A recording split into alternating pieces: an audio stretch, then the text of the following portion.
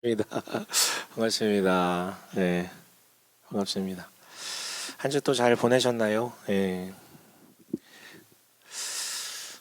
아무도 대답 안 해주셔서 그냥 알아서 알아들을게요. 잘 보내신 걸로. 예.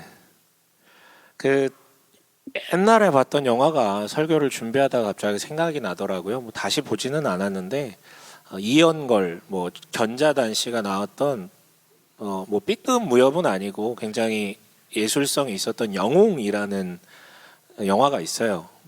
꽤 오래된 영화인데 그러니까 중국 최초의 통일을 했던 진시황 때의 이야기거든요.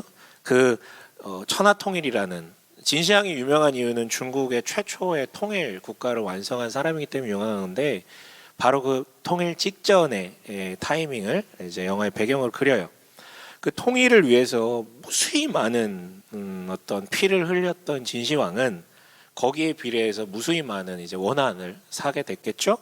그래서 늘 암살 위험에 시달렸기 때문에 자기가 있는 데에서 허락 없이 100보 이내로 누구도 들어올 수 없다라는 칙령을 내렸고 거기에 들어오면 누구라도 죽였어요. 가족이라도 상관없습니다. 그런데 이제부터 이제 가상인데 이제 당대의 진시황을 암살할 이제 이 MSG가 들어가는 거예요. 이제 무공이 나와야 되니까. 진시황을 암살할 만한 중국 천하의 3대 고수가 있었어요. 이 사람들은 백보 밖에서도 백보 바깥인지 모르겠지만 아무튼 굉장히 무공이 탁월해서 진시황을 위협하는 것이죠. 그래가지고 또 다시 명령을 내린 게 그 세 사람을 죽여서 데리고 오는 죽여서 그 죽인 자는 크게 치하하기로 하죠. 이때 이제 무명의 초고수가 그 세 명을 죽이지는 않고 대결을 하고 압도한 다음에 죽인 척하고 진시황을 찾아옵니다. 그리고 이제 드디어 타이밍이 와요. 죽일 수 있는 타이밍이. 하지만 마지막에 칼을 뽑지 않고 칼집에 도로 넣어요. 죽이지 않습니다. 아니 그것을 위해서 영화가 쭉 왔는데 왜 죽이지 않나? 바로 전날에 누군가 찾아서 얘기를 하죠. 나도 저 진시황이 죽였으면 좋겠다. 너무 악마 같은 놈이다. 하지만 저 사람을 죽이면 온 천하가 또 혼란해져서 또다시 뺏고 뺏기는 전란이 이 천하를 뒤덮일 텐데 이걸 우리가 어떻게 감당할 것이냐. 그 말에 이제 설득이 돼가지고 칼을 뽑지 않았다는 것이죠. 뭐 영화는 뭐 이렇게 그 사람이 죽는 걸로 이제 마무리가 되는데 그리고 실제로 진시황이 통일을 하게 되죠. 하지만 일반 역사는 우리한테 얘기를 해줘요. 영화가 못다한 얘기. 무슨 얘기요? 진시황이 통일하고 난 다음에 백성들이 평안해졌냐? 아니요. 아방군과 만리장성을 쌓느라 어마어마한 노역을 감당케 해서 오히려 나라가 분리되어 있을 때보다 더 민초들의 삶이 피폐해졌다라고요. 옛날부터 통일성이라는 거를 하나의 중국, 하나의 중화 사상이라고 부르죠. 그 중화 사상을 강조하는 중국은 지금도 그 통일성을 강조해. 그래서 뭐 아시는 분 아시겠지만 국제적으로도 문제가 되고 있듯 소수민족을 탄압하는 것, 또 최근에 홍콩 사태 같은 것들 어쩔 수 없나 봐요. 그 나라는. 그런데 그 나라는 통일성을 강조하느라 그렇게 된 것이지만 다른 나라는 좀 괜찮나요? 그렇다고? 중국과 대척점에 있는 나라로 우리는 미국을 꼽는데 미국이 이제 다양성과 자유를 보장한다라고 하고 민주주의를 얘기한다고 하지만 우리가 아는 사람은 알 수 있는데 세계 경찰을 자청하고 자부하면서 뒤로 저질렀던 수많은 민족의 운명을 좌지우지했던 그런 또 추악한 역사가 있었다라는 것. 물론 우리나라를 도와준 굉장히 좋은 나라지만 그럼에도 불구하고 그런 과오를 부정할 수 없거든요. 보이는 문제도 있습니다. 뭐냐면 인종차별 문제 여전하죠. 최근에도 블랙 이즈 발음에 이게 굴려야 되나 말아야 되나 모르겠는데 아무튼 블랙 이즈 매터라고 해가지고 그 9월에 진행된 흑인 인권운동. 근데 되게 웃긴 것은 그 흑인들은 또 아시안인들을 차별합니다. 이게 또 팩트예요. 그러니까 이게 딜레마예요. 합쳐도 문제고 나눠놔도 문제고 합치면 부패하고 압제하고 억압하고 나뉘어 있으면 서로 싸우고 이런 것들을 보면 참 인간성의 회의를 느끼게 돼요. 여러분은 이런 문제들이 해결될 것이다 라고 생각하시나요? 인권이 발달하고 기술이 좋아지면? 아니요, 저는 절대 해결될 수 없는 문제라고 생각을 해요. 이 영혼이 바뀌지 않기 때문에. 여러분 오늘 본문으로 들어가 볼게요. 창세기 1장부터 오늘 읽은 본문까지 11장 9절에 나온 바벨탑 사건의 무너짐까지를 창세기의 원 역사라고 부른다고 몇 차례 말씀드렸습니다. 오늘은 그 원 역사의 마지막 부분을 다루고 있거든요. 이 마지막 부분을 하나로 묶는, 이 챕터를 하나로 묶어주는 친절한 구절이 있는데 앞에 볼까요? 우리 9장 18절부터 읽었죠? 18절에서 19절의 말씀과 또 창세기 10장 마지막 9절의 말씀이 데칼코마니처럼 이렇게 그려져 있어요. 그러니까 어떻게 보면 되게 친절하게 이게 이제 마지막 역사다라고 우리한테 알려주는 셈이죠. 요 사이에 있었던 일. 그리고 이 사이에는 우리 10장 아까 읽어보셨지만 족보 같은 것들이 쭉 나오거든요. 저번에도 창세기 5장 설교할 때 말씀드렸지만 성경의 족보는 누가 있었는지 이거를 얘기하는 게 핵심이 아니라 뭐라고요? 또 다른 이면의 의미를 전달하는 게 핵심이라 그랬잖아요. 그래서 살펴보면 10장의 족보 이렇게 아까 읽어보셨죠. 근데 좀 친숙한 단어들 나오지 않으세요? 뭐 스페인, 뭐 키프로스, 크레타. 여러분 크레타랑 키프로스는 몰라도 스페인은 아시죠? 네, 아무튼 세번역으로 보면, 이게 개역 개정으로 보면 익숙하지 않은, 세번역으로 보면 그나마 익숙한 단어들이 나오는데 이게 이제 사람 이름이면서 동시에 지명 이름이에요. 그래서 야벳, 노아의 세 아들 중 야벳을 통해서는 유럽의 민족들이 구성되었음을 얘기하고, 함이라는 사람을 통해서는 북아프리카와 중동을 거친 이쪽 민족이 생성됐음을 얘기하고, 셈이라는 사람을 통해서는 중동, 우리가 아라비아 쪽, 그쪽, 메소포타미아 쪽, 이쪽에 있는 어떤 민족들이 구성되었음을 이제 밝히는데요. 중요한 것은 다시 얘기하지만 뭐 모든 자손을 기록한 게 아니에요. 그래서 여기 나온 인명 혹은 지명이라고 분류되는 것들의 총 합은 70명이에요. 70명. 일부러 70이라는 숫자에 맞춘 거예요. 70이라는 것은 저번에 얘기했듯이 120과 같은 뭐 약간 비슷한 숫자로서 열방을 상징하는 숫자거든요. 그래서 뭔 말입니까? 노아의 세 아들을 통해서 온 열방이, 온 민족이 구성되었음을, 그걸 알려주는 거예요, 우리에게. 물론 이제 세세하게 보시면 좀 재밌어요. 하지만 뭐 너무 디테일하게 보실 필요는 없고. 그런데 이 족보의 흐름이 이만큼의 역사를 기록하는 거잖아요. 노아로부터 맨 마지막에 이르기까지. 근데 이 족보의 역사 가운데 두 가지 사건이 있었음을 성경이 우리한테 알려주거든요. 첫 사건은요, 우리 시작할 때 이미 읽었어요. 10장 18절 19절 그 다음에 나온 노아의 실수 이야기가 바로 이 족보 역사의 가장 처음을 시작을 합니다. 일명 노아의 실수죠. 지난주 말씀드렸듯이 노아의 이야기는 면밀히 보면 누구의 이야기랑 똑같다고요? 아담의 이야기와 굉장히 흡사하다고, 제2의 아담이라고 말씀드렸잖아요. 그래서 아담에게 주셨던 명령이나 복이나 동일하게 얘기하시는데 정말 안타깝게도 아담이 타락했잖아요. 그렇죠?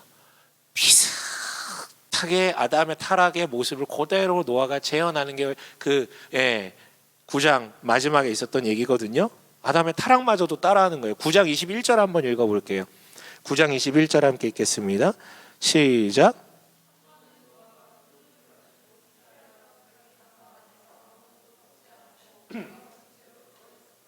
네, 술을 그냥 마신 게 아니라 진탕 마셨나 봐요. 그리고 취해서 발가벗고 잠에 듭니다. 뭐 술에 대한 얘기 나올 때마다 제가 말씀드리는데 술은 창조물이고 음식이에요. 그런데 인간이 이것을 마약성 물질로 받아들일 때가 있는 것이죠. 인간이 선택해서 그렇게 취하는 것이죠. 그래서 그 정도, 마약성 물질 정도까지 이제 술이 들어가면 굉장히 취하고 정신을 놓게 됩니다. 그 순간 그 사람은 자기 자신을 상실하는 거예요. 이것을 전문 용어로 뭐라 그럽니까? 멍멍이 됐다 그러잖아요. 멍멍이 됐다, 그렇죠? 네. 신앙적 용어로 하나님의 형상이 잠시나마 상실됐다. 그러니까 끊긴 거예요. 끊긴 거예요. 기억을 못하고 판단을 못하는 상태. 하나님의 형상이 뭐라고요? 하나님을 대리하는 사람이고 하나님의 대리자로서 선과 악을 늘 명료한 기준 가운데 판단함을 따라가야 되는 존재인데 자기 자신을 상실한 그 상태는 하나님의 형상의 상실이라고 얘기할 수 있죠. 그래서 여러분 경기를 즐기는 관중들을 대리해서 심판이 그 자리에서 옳고 그름을 판단해 주잖아요. 경기하면서 술 마시는 관중은 있어도 경기하면서 술 마시는 심판은 없어요. 취해서는 안 되기 때문에. 전장의 장수는 명료한 판단을 해야 되기 때문에 술에 취하지 않습니다. 마찬가지예요. 근데 노아가 지나쳤어요. 그래서 취해서 정신을 잃었어요. 실수를 합니다. 그래서 하나님의 형상을 잠시나마 상실하죠. 아담은 선악과를 먹고 뭘 깨닫게 됩니까? 자기의 벌거벗음을 깨닫게 되죠. 죄가 들어오자 자기의 벌거벗음을 깨닫게 됩니다. 그런데 노아는 지금 어떻게 했다라는 거예요? 스스로 벌거벗음 상태로 자기를 이끌고 갔다라는 것이에요. 하나님의 형상을 탈피해서. 근데 여러분 반복되는 거예요. 최후의 의인이었던 그 노아마저도 하나님의 형상에 뭔가 뒤틀어져 있음을 얘기해주고 있는 겁니다. 그런데 이때 하나님의 형상이라고 불림받는 사람들이 노아만 있었던 게 아니라 노아의 세 아들들도 노아에게 패키지로 묶여서 구원받았거든요. 하나님의 형상으로 묶여졌거든요. 그런데 밝혀지는 거예요. 그 배에 타서 생명의 구원은 받았지만 모두가 하나님의 형상은 아니었다고. 어떻게 해요? 우리 22절, 23절 읽어볼게요. 함께 읽겠습니다. 시작.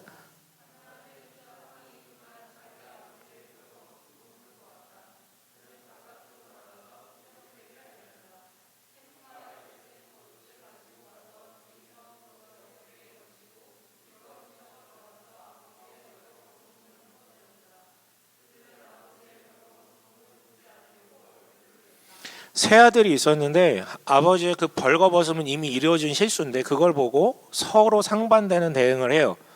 함은 먼저 이 모습을 봤지만 아비의 하체를 덮어주지 않습니다. 그리고 이를 형제들한테 알립니다. 셈과 야벳은요, 보이지 않으려고 뒷걸음질 가서 덮어주고 가려주죠. 노아가 잠에서 깨어나고 이 사실을 알게 된 다음에 특별히 함의 아들 가나안에게 저주를 내리고 두 아들에게는 축복을 내리거든요. 그러니까 셈과 야벳에게는. 뭔가 이상하죠. 쥐가 잘못해놓고 아니 고작 그거 좀 지가 취해가지고 빨개 벗고 있었던 거 가려주지 않았다라고 웬 저주인가. 그리고 또 이상한 것은 아니 그 저주를 내리려면 함한테 내리지 왜 그의 아들인가라는 의문점이 들어요. 근데 이건 그냥 단순해요. 고대 사회에 있어서의 주권이라는 것은 오롯이 아비에게, 독립하기 이전에는 아비에게, 독립을 해도 아비에게 모든 주권이 이제 전적으로 아비에게 있는 것인데, 함의 이 행실은 뉘앙스를 보면은 약간은 조롱조의 어떤 행실이 담겨져 있어요. 그러니까 주권자인 아비한테 수치를 주는 것이고, 이건 단지 메롱하고 놀리는 게 아니라 아비에게 있는 주권을 그 아들이 수치를 주고 모욕을 줌으로 자기한테 강탈해 가려는 그런 목적이 담겨 있다라고 우리가 해석할 수 있거든요. 하나님과 하나님의 형상되었던 사람과의 관계가 비슷하죠. 하나님의 자리를 쟁취하고 그 자리에 서려 했던 인간. 그래서 저주를 받는 거예요. 그 구도가 지금 노아와 아들과의 관계 속에서 그대로 지금 구현되기 때문에. 반면 셈과 야벳은 아비의 수치를 가려주잖아요. 여러분 아시죠? 아담과 하와가 선악과 따먹고 벌거벗음을 알게 되었을 때 무화과 나무 그 조악한 걸로 자기를 가렸지만 다 안 가려지잖아요. 그래서 하나님께서 어떻게 하십니까? 가죽옷을 주셔가지고 그들의 수치를 가리게 하죠. 마찬가지 셈과 야벳은 지금 하나님의 은혜를 상징하듯 아비의 벌거벗음을 가려줍니다. 그거예요. 비록 함께 살아났지만 다릅니다. 셈과 야벳은 하나님의 형상다운 행실을 한 거고, 함은 구원받았지만 배로부터는 구원받았지만 영혼은 그게 아니었다라는 것이 여기 기록되어 있는 것이죠. 결국 이 원역사의 마지막 이야기의 시작은 노아와 함이라는 사람을 통해 하나님의 형상이 이미 깨어져 있다라는 것, 이게 돌이켜지지 않았다. 노아로부터 다시 시작을 했는데 이게 빠꾸가 안 되더라. 그냥 그대로 쭉 가더라. 이 얘기를 우리한테 지금 얘기해 주는 거예요. 그런데 왜 하필 가나안이 저주를 받았냐? 이거는 그냥 부차적인 내용인데, 훗날 하나님의 형상의 선택됨을 받은 민족 이스라엘이 가나안 땅에 들어갈 때 그 백성들이 이미 하나님으로부터 벌 받을 준비가 된, 즉 패망 예언과 같은 그런 어떤 예언의 구절이에요. 이건 너무 크게 이제 의미를 두실 필요는 없어요. 그런데 우리 오늘 집중할 것은 바로 이 두 번째 사건이에요. 우리 10장 25절 함께 읽어볼까요? 10장 25절. 이 족보에 기록된 최초의 사건이 노아의 실수였다면 두 번째 사건 너무 중요해요. 10장 25절 함께 읽습니다. 시작.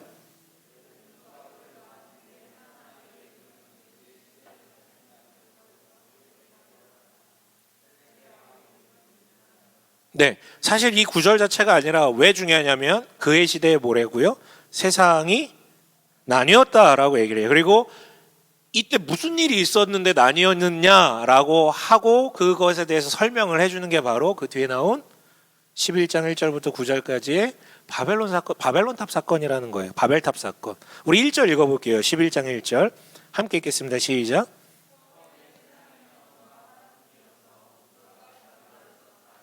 네, 지난주 홍수 사건 직후에 하나님께서 다짐하셨다라고 했죠. 뭘 다짐하셨나요? 다시는 멸망시키지 않겠다. 근데 그 전에 다짐한 것 중에 하나가 사람과 땅을 분리하고 사람과 사람을 분리해서 보겠다라고 얘기를 하셨죠. 근데 아직까지 그것을 실천에 옮기지 않으셨었어요.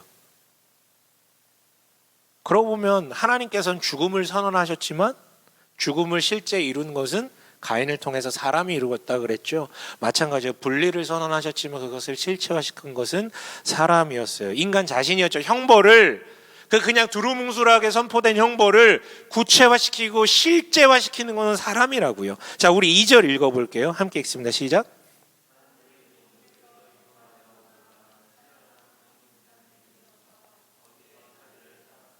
네, 신할 땅이라는 표현이 나오는데 신할이라는 명칭에 대해서는 약간 논란이 있긴 한데, 여러분 그 문명사 같은 거 조금 보시면 아마 우리 다 학창 시절에 공부했던 역사책에 나온 단어일 텐데, 신할이 이제 수메르라는 말의 음역이라고 우리가 보통 이해를 해요. 수메르 문명이라는 것은 우리가 4대 문명이라고 얘기하는 것 중에 가장 처음 나왔다라고 추정되는 메소포타미아 지역에서 발생된 메소포타미아 문명에서도 가장 처음에 나온 문명이 이제 수메르 문명이거든요. 그래서 그 땅을 수메르 땅이라고 얘기하기도 하고요.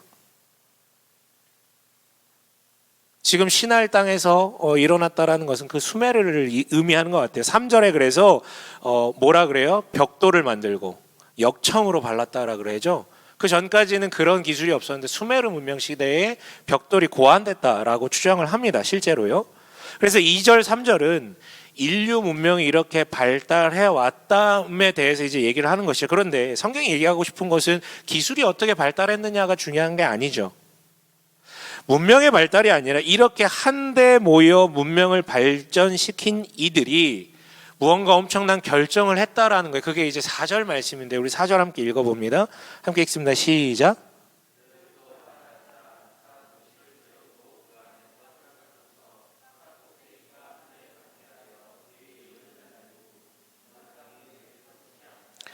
우리가 모였는데 야, 우리 결정했다. 두 가지를 결정하죠. 하나는 우리의 이름을 날리겠다. 이 결정을 한 이유가 우리의 이름을 날리고라고 표현이 되어 있어요. 여러분, 그동안의 창세기 1장부터의 맥락대로라면 사람의 이름남, 사람의 명성이라는 것은 어떨 때 가능한 것입니까?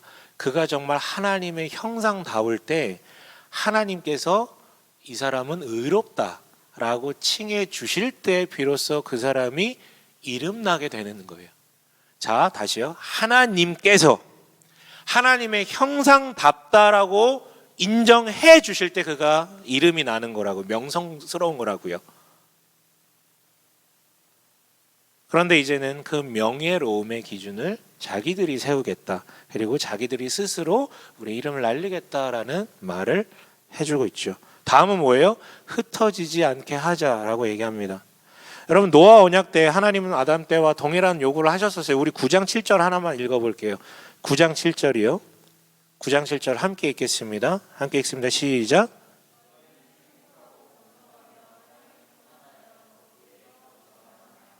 네, 이게 뭡니까? 흩어지라고요. 그리고 땅에 충만하라고요. 아담에게도 노아에게도 하셨던 말씀인데 지금 이 사람들은 흩어지지 않게 하자라고 얘기합니다. 즉 그들의 결정 하나님의 말씀과 약속과 정반대였어요. 결국 이 두 결정으로 추구하는 게 뭡니까? 우리 스스로 복됨을 이뤄내겠다라는 굳건한 의지였고 그 의지의 결정체가 탑이었어요. 그렇다면 왜 탑입니까? 다른 거 만들어도 되지 않습니까? 왜 탑입니까? 옛날부터 우리 아시겠지만 높은 산이라는 것은 어떤 영험하고 신이 깃든 신의 어떤 임재를 상징하는 곳이었어요. 너무 높았으니까. 근데 이제 우리나라의 산이 뭐 천지 삐까리니까 아무 특색이 없잖아요. 뭐 백두산 정도나 돼야 뭔가 영험하다 뭐 이러지. 근데 그 동네는 여러분 메소포타미아 지역은 유프라테스와 티그리스 강 사이에 있는 완전한 평야지대거든요. 높은 게 없어요. 거기에 산과 같은 높은 거 하나 세워놓고 그래서 그 탑은 저 멀리서도 보이는 거죠. 진짜 위대하고 웅대한 것. 그래서 신성시 되는 산에 필적하게 쌓아서 자신의 위대함을 알리고 사람들을 한데 모으기 위한 상징적인 것을 그렇게 건설하기로 한 거예요. 그리고 건설해 나가죠. 그런데 여기 하나님께서 반응하십니다. 5절 함께 읽어볼게요. 함께 읽습니다. 시작.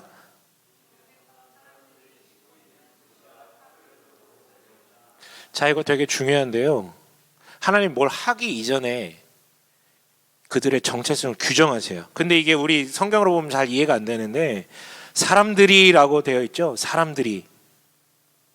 이거 왜 번역을 이렇게 했는지 모르겠는데 생략된 단어가 하나가 있어요. 뭐냐면 정확히는 사람들이가 아니라 사람의 아들들이에요. 아들들이라는 표현이 생략이 되어 있어요. 번역할 때. 우리 창세기 6장 나눌 때 잠깐 얘기했어요. 5장의 족보 이후에 하나님의 아들들이 사람의 딸들과 사람의 딸들을 좋게 봐서 결합했다고요. 그러니까 결혼했다고요. 그래서 자손을 생성했다고요. 그러니까 하나님께서 지금 오셔가지고 제일 먼저 하는 게 뭘 하기 전에 규정을 해주시는 거예요. 뭡니까? 바벨탑 사건을 저지른 사람들은 뭐라고요? 하나님의 아들들이 아니라 누구라고요? 사람의 아들들이 이런 짓을 하고 있구나. 자, 하나님의 형상이 아니라 가인의 후예로서 지금 이 짓을 하고 있다라는 것을 규정하시면서 얘기를 하시는 거예요. 그리고 이제 시작합니다. 그리고 6절 함께 읽어봅니다. 시작.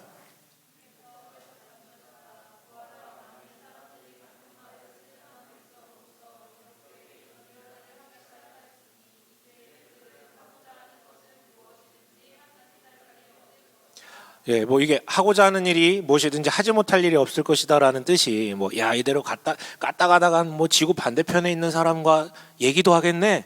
뭐 하늘을 날아다니는 물건도 만들겠네. 뭐 이런 어떤 능력, 기술 문명 능력에 대한 얘기가 아니죠.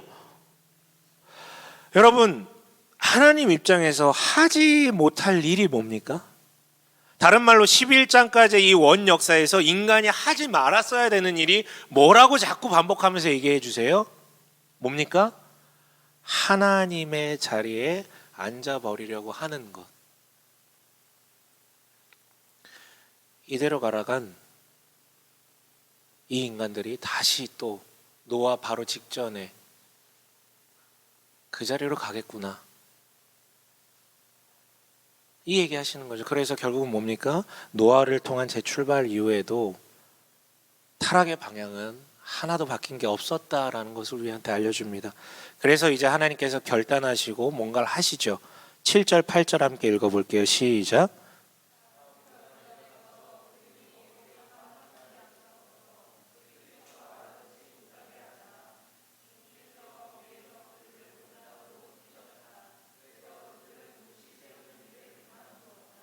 이미 노아 홍수 직후에 사람과 사람을 분리하기로 했던 그 마음 먹음을 이제는 드디어 실제로 시행하세요. 서로의 언어를 다르게 하셔서 서로 알아듣지 못하게 해서 분리시켜 놓는 거예요. 물리적으로도. 그리고 이제 마지막 가장 중요한 결론이 등장합니다. 9절 함께 읽겠습니다. 시작.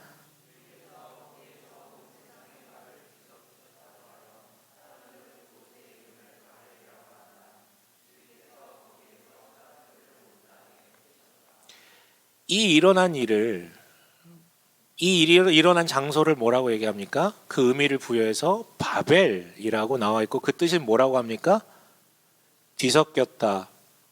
그리고 개역개정 표현으로는 혼잡하다, 혼란하다 그런 뜻이에요.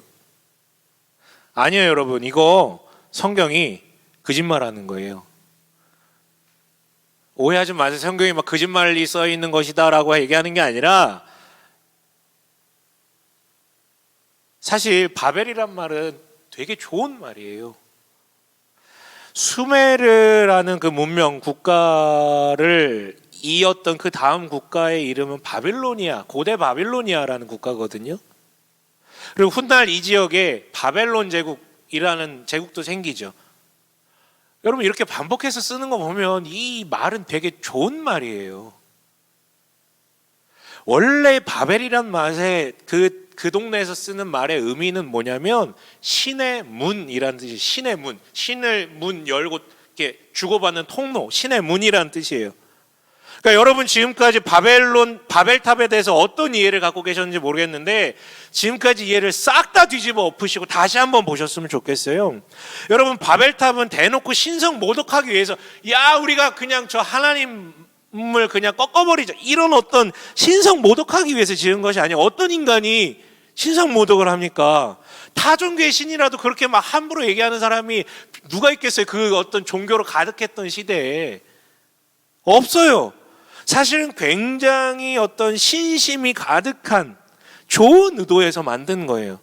이렇게 만들어낸 이 건축물을 통해서 인간의 지혜로 신과 연결돼서 그 신의 축복을 이만큼 많이 받게 하기 위해서 순수한 의도로 만들었다. 그런데 여러분 늘 그렇지만 의도가 좋다고 다 좋은 건 아니죠. 비록 그 사람들이 좋은 의도로 그것을 만들었을지라도 하나님이 선하다라고 평가하신 것은 하나님이 이렇게 하라라고 얘기하셨던 것은 뭡니까? 흩어져서 번성하는 게 하나님이 얘기하신 말씀이고 그게 선하다라는 것이었죠. 하나님이 원하시는 것은 그 말씀대로 따름으로 주권을 하나님께 드렸기 때문에 하나님이 선하다고 얘기하신 그것을 따르는 것, 그것이 하나님의 형상됨이잖아요. 근데 흩어져서 번성하라고 말씀하셨지만 그걸 따르지 않아요. 또한 하나님이 말씀하셨던 노아 언약의 특징이 뭡니까? 서로 살인하지 말 것이 추가됐잖아요. 그런데 본문에는 나와 있지 않지만 고대 문명의 일반 역사를 보면 사람들이 이제 막 흩어져서 돌아다니던 사람들이 도시, 어떤 이 집단, 문화, 도시화가 진행될수록 무엇이 함께 진행됐냐고 하면은 계급 문화가 발생했다라고 얘기를 해요. 그전엔 계급이 없었는데 함께 모여 살기 시작하면서 계급화가 시작됐다고요. 위기가 생기고 짓누르기 시작합니다. 빼앗기 시작하고 돌아다니기 시작할 때보다 훨씬 많은 인간들이 죽어나가기 시작했던 것이죠. 네, 정확히 하나님의 말씀과 정반대, 노아에게 말씀하셨던 그 언약과 정반대로 가고 있죠. 그래서 성경은요, 신의 문이라는 이 뜻의 바벨이라는 이 발음의 단어를 뒤섞다 혹은 혼잡하다라는 뜻의 히브리어 단어 발랄이라는 말을 사용해서 언어 유희를 해요. 그래서 거기 앞에 바벨이라는 표현이 등장하기 전에 뒤섞다라는 그 단어가 등장하죠. 그게 발랄이라는 표현이에요. 그래서 히브리 성경을 보는 사람들은 이 연관성을 알게 되는, 사람들은 신의 문이라고 이름 지어서 하나님 그 신과 잇대일 줄 알고 만든 것인데 하나님 입장에서는 그게 뭐라고요? 결과적으로는 혼란을 가져다 주는 것이다. 아예 정반대의 하나님께서 평가를 내리셨다라는 것을 우리한테 알려주는 거예요. 그 메시지를 주는 거예요. 여러분 뭔 말입니까? 인간은 언제부턴가 거대한 성취, 거대한 결과물, 신을 향한 열정, 뭔가 착하게 사는 것, 이런 것들이 신의 문과 같은 역할을 한다라고 생각을 해요. 그렇게 믿기 시작을 해요. 그렇게 하면 신이 나에게 복을 준다라고 이해를 하죠. 이게 뭡니까? 종교심이잖아요. 종교심. 더 이상 하나님의 말씀, 하나님이 시키신 거, 하나님이 원하신 거, 하나님이 선하다고 평가하신 것과 관계없이 주체는 이제 내가 되는 거죠. 내가 그 신이 보기에 훌륭하다라고 생각하는 것을 이루면 나한테 복을 준다라는 구도로 뒤바뀌어 버린 것이에요. 이 맥락으로 계속 가면요, 꼭 그분이 아니더라도 다른 신을 섬겨도 상관이 없죠. 실제 하나님의 속성을 일부분씩 반영한 신들, 종교들이 발생하기 시작했고요. 그래서 10장에 기록된 그 수많은 민족의 숫자만큼, 아니 그거보다 훨씬 많은 신들이 발생하게 됩니다. 물론 시간이 엄청나게 흘렀죠. 지금은요, 시간이 너무 많이 흘러서 굉장히 세련돼졌어요. 그래서 아니 어차피 내가 내 성취를 통해서 믿는 신인데 뭐하러 내가 신을 믿어? 그냥 더 성취를 크게 만들면 되겠지. 구차하게 신을 믿을 필요가 없죠. 점점 종교를 떠나요. 그냥 내가 이룬 성취, 선행, 뭔가 대단한 발견, 창조, 이런 것들을 통해 좋음을 이루면 된다라고 생각을 해요. 이것이 신앙적인 표현으로 다른 말로 막연한 구원을 추정하게 됩니다. 안타깝게도 여러분, 이게 원 역사라고 그려지는 11장부터 11장 9절까지의 원 역사의 결론이에요. 인간이 신성모독을 했다라고 결론이 난 게 아니라 하나님과 교제하던 하나님의 형상, 즉 이 영적인 생명 같은 존재가 그저 단순히 종교적인 존재로 변질돼 버렸다라는 게 원역사의 결론이에요. 앞으로 인간은 신을 믿든 안 믿든, 어떤 신을 믿든, 종교가 없든 관계없이 그냥 자기가 만들어낸 신을, 자기가 만들어낸 종교를, 자기가 만들어낸 성취를 목표로 삼고 그것을 얻으면 구원받는다라는 그 종교적 심상으로 전환되었음을 우리한테 톡톡히 명확하게 알려주는 것입니다. 그러면서 뭡니까? 너도 그렇다고요. 수천 년이 지난 너도 그 심상에서 벗어날 수 없다고요. 앞으로 2000년이 흘러도 너도 그렇다고요. 하지만 여러분, 이 비참한 이야기에, 이 바벨탑 사건, 이 비참한 이야기 속에 우리가 가장 먼저 확인해야 되는 것은, 그래서 망했구나, 그래서 우리는 안 되는구나, 이게 아니고요. 아, 이래도 하나님께서 멸망시키지 않으셨구나를 먼저 읽어야죠. 하나님은 노아에게 약속했던 것을 이루세요. 이 정도 되면 어떻게 돼요? 바벨탑을 깨는 게 아니라 홍수 때와 같이 어떻게 해야 됩니까? 싸그리 멸망시키는 게 수순이에요. 근데 멸망시키지 않으세요. 여러분, 언어의 분리를 통해서 흩으심을 하나님의 형벌로 보입니까? 아니요. 지난주에 말씀드렸죠. 사람과 사람을 분리하기로 마음먹으신 이유, 지금 그리고 오늘 이렇게 실제 분리해서 흩으신 이유는 뭡니까? 그렇게 안 하면 심판을 진짜로 다시 줘야 하기 때문에, 그렇지 않으면 지속적으로 종말을 보내셔야 했기 때문에, 즉 이거는 여러분 형벌이 아니라 직결 심판을 스스로 막기 위한 하나님의 살리시는 선택이었음을 우리가 읽어내야죠. 그리고 여러분, 하나님께서는 자신의 약속을 분명히 지키셨다라는 것. 그런데 하나 더 확인이 가능합니다. 바벨탑 사건은 이렇게 정리됐다 그랬죠. 9절에서 뭐라고 얘기해요? 마지막에 주님께서 어떻게 했대요? 주님께서부터 읽어보실래요? 시작. 주님께서 블라블라 온 땅에 흩으셨다. 하나님은 멸망하지 않겠다라는 본인의 약속을 반드시 지금 지키셨어요. 그런데 거기에 그친 게 아니라 뭐도 지켜내셨어요? 인간보로 지키라고 한 거 있잖아요. 흩어지라고 한 거, 그걸 지금 누가 지키시는 거, 누가 지금 행하시는 거예요? 하나님 본인이 인간이 해야만 하는 그것을 안 하고 있는 이 상황을 얘따 죽어라 하고 끝내신 게 아니라 그 지켜야 되는 것조차 하나님께서 지켜주시는 거예요.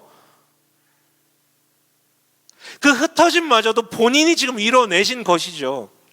근데 여러분, 하나님 똑같아요. 살리시려는 마음 똑같고 그 맥락에서 주신 그 약속을 지키신다라는 것도 분명히 늘 똑같아요. 그럼에도 여러분, 그 이후에 우리 사건 알 거예요. 성경 조금 아시는 분들은. 그럼에도 그렇게 흩어진 인간들이 어떻게 됩니까? 흩어진 곳에서 바벨탑을 쌓죠. 민족만의 바벨탑, 민족만의 종교, 민족만의 신. 아니, 민족뿐만 아니라 각각 개개인이 눈에 보이지 않는 뭔가 영적인 바벨탑 같은 것들을 자기만의 바벨탑을 세워나가는 거예요. 도무지 방법이 없는 거죠. 이제 어떻게 안 돼요. 전환이 안 돼요. 종교적 존재로 전락해버린 인간은 뭔가 영험한 것들을 추구를 하는데 하나님은 발견을 못하는 거예요.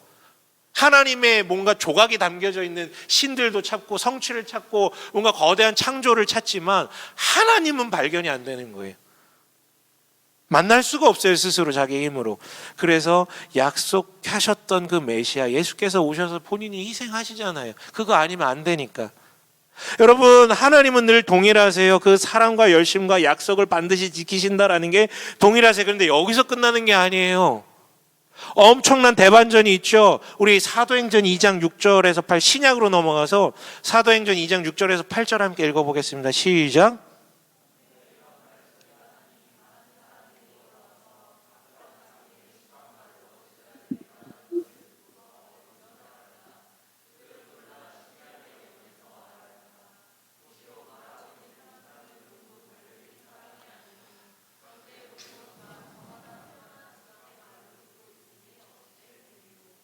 네, 이게 사도행전에서 예수님 승천하신 다음에 약속하셨던 보혜사 성령이 내려 가시적으로 임재했던 그날 발생됐던 말도 안 되는 신비한 사건이었잖아요. 뭡니까? 갑자기 방언을 하게, 성령이 눈에 보이게 불꽃으로 각 사람에게 120명에게 이렇게 전달이 된 다음, 120은 다시 얘기하지만 온 열방을 상징한다고 말씀드렸죠. 숨차. 아무튼 온 열방을. 근데 그 사람들이 갑자기 방언으로 얘기하기 시작하는데 그 자리에 오순절을 맞이해서 그 전 세계 각처에서 사람들이 몰려왔는데 저 사람들 얘기를 듣는데 다 들리는 거예요. 뭔 얘기인지 알아듣겠는 거예요. 이게 뭡니까? 성자 하나님이신 그 예수를 믿는 사람들이 모였고 거기에 성령 하나님의 임재가 일어나자 언어가 분열되었던 바벨탑 사건이 오늘날 그날부터 치유되기 시작했다라는 것을 우리한테 지금 알려주고 있잖아요. 하나님이 그렇게 흩어놓으시고 끝내버렸다라는 게 아니라 그 상태로 그냥 살아. 그냥 그렇게 살아. 나도 그냥 어쩔 수가 없네. 이게 아니라 그게 좋지 아니함을 아시기 때문에 성자 하나님, 성령 하나님께서 도래하시자 이 분열됐던 게 연합되는 놀라운 일이.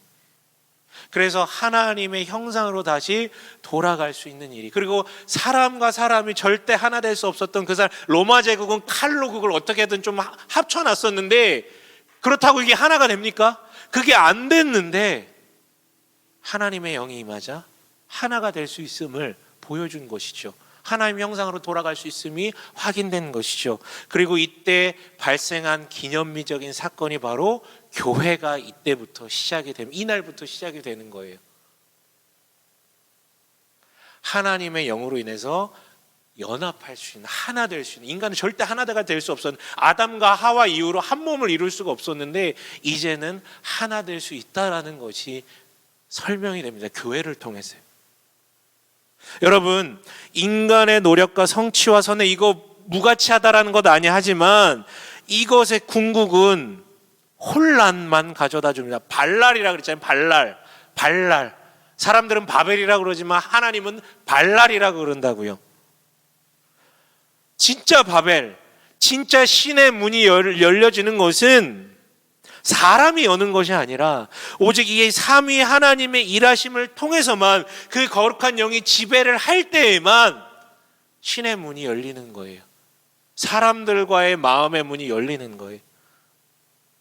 그리고 이 하나님은 이 살리시고 연합하시고 구원시키시는 이 하나님의 일은 아담의 타락 직후부터 계속해서 진행됐고 오늘 읽은 우리 본문 바벨탑 사건 때도 지속되었고요. 앞으로 볼 사건들, 창세기 사건들에도 계속 지속되고요.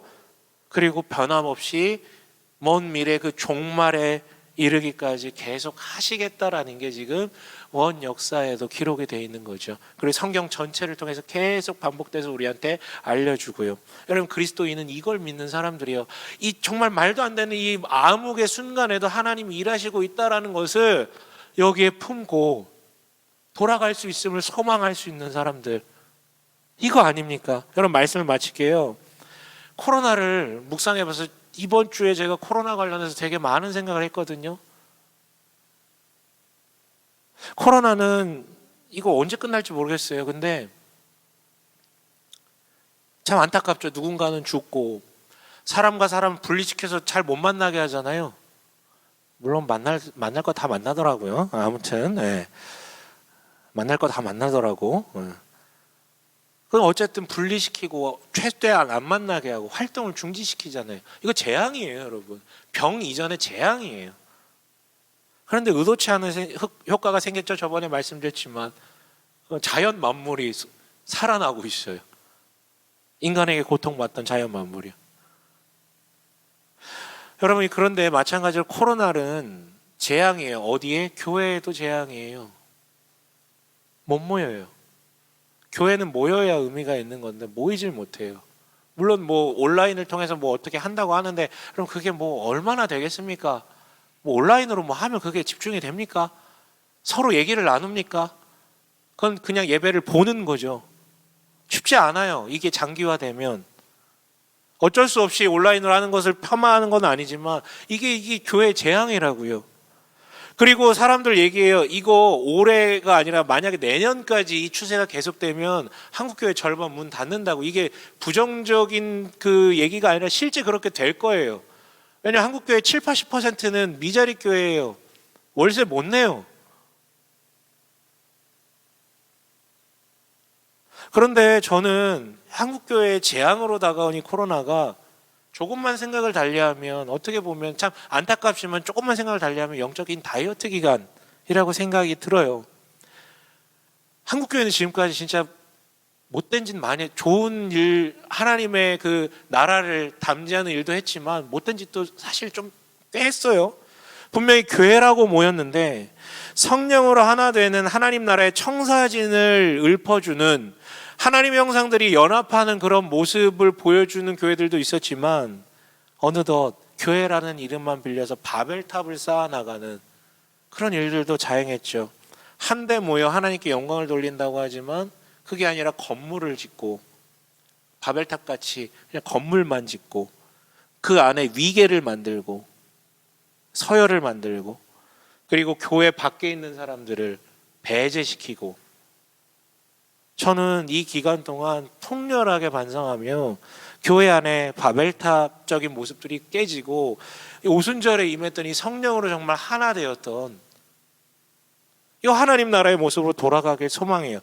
그렇다고 여러분 다이어트지 거식증 걸려서 죽으면 안 되잖아요. 저는 교회 망하면 안 돼요. 여러분, 하나님이 이 땅에 주신 마지막 소망에 교회는 망하면 안 됩니다.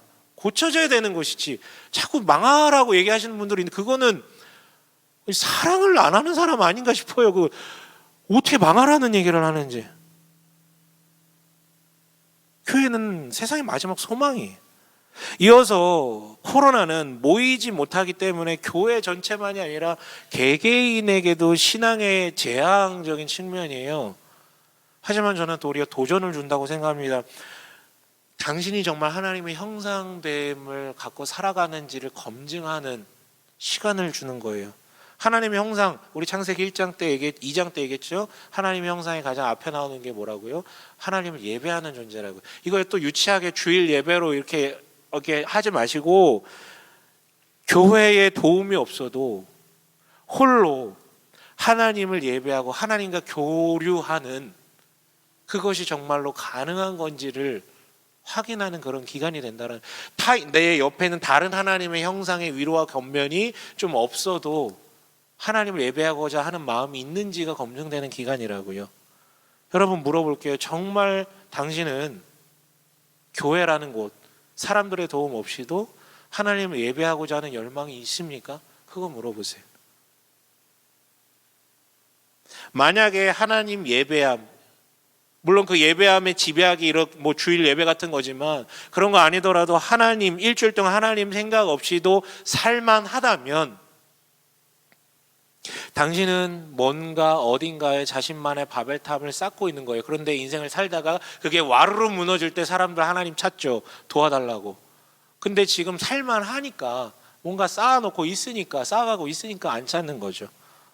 여러분 마지막으로 5절 읽고 마칠게요. 5절 함께 읽겠습니다. 함께 읽겠습니다. 시작.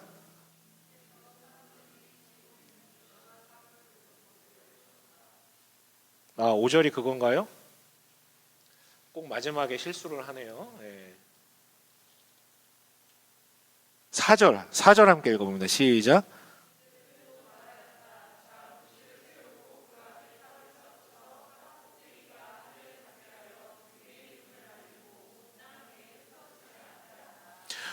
하늘에 닿기 위해 탑을 쌓자라고 하죠. 하늘에 닿기 위해.